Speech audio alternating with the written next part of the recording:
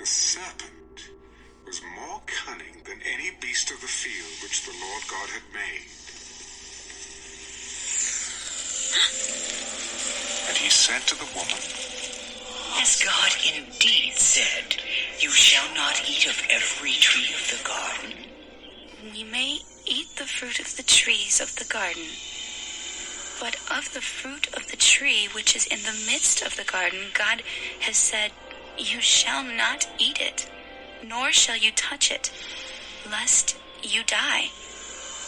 You will not surely die, for God knows that in the day you eat of it, your eyes will be opened, and you will be like God, knowing good and evil. So when the woman saw that the tree was good for food, that it was pleasant to the eyes, and a tree desirable to make one wise, she took of its fruit and ate. She also gave to her husband with her, and he ate. Then the eyes of both of them were opened, and they knew that they were naked. And they sewed fig leaves together and made themselves coverings. And they heard the sound of the Lord God walking in the garden in the cool of the day. And Adam and his wife hid themselves from the presence of the Lord God among the trees of the garden. Then the Lord God called to Adam, Where are you? I heard your voice in the garden, and I was afraid because I was naked, and I hid myself. Who told you that you were naked? Have you eaten from the tree of which I commanded you that you should not eat? The woman whom you gave to be with me, she gave me of the tree, and I ate. And the Lord God said to the woman, What is this you have done? The serpent deceived me, and I ate. So the Lord God said to the serpent, Because you have done this, you are cursed more than all cattle, and more than every beast of the field. On your belly you shall go, and you shall eat dust all the days of your life.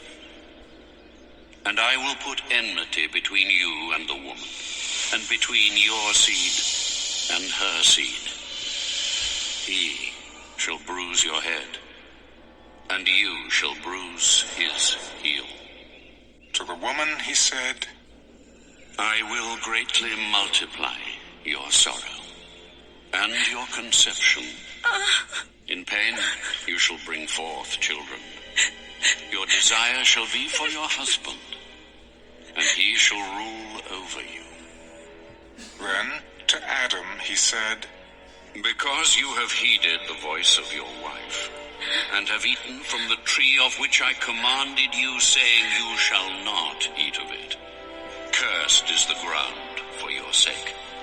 In toil you shall eat of it all the days of your life. Both thorns and thistles it shall bring forth for you. And you shall eat the herb of the field. In the sweat of your face you shall eat bread, till you return to the ground. For out of it you were taken. For dust you are, and to dust you shall return. And Adam called his wife's name Eve, because she was the mother of all living.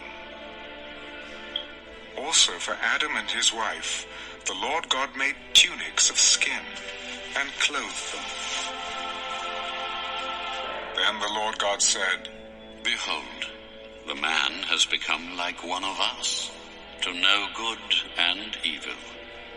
And now, lest he put out his hand, and take also of the tree of life, and eat, and live forever. Therefore the Lord God sent him out of the Garden of Eden to till the ground from which he was taken. So he drove out the man, And he placed cherubim at the east of the Garden of Eden, and a flaming sword which turned every way, to guard the way to the tree of life.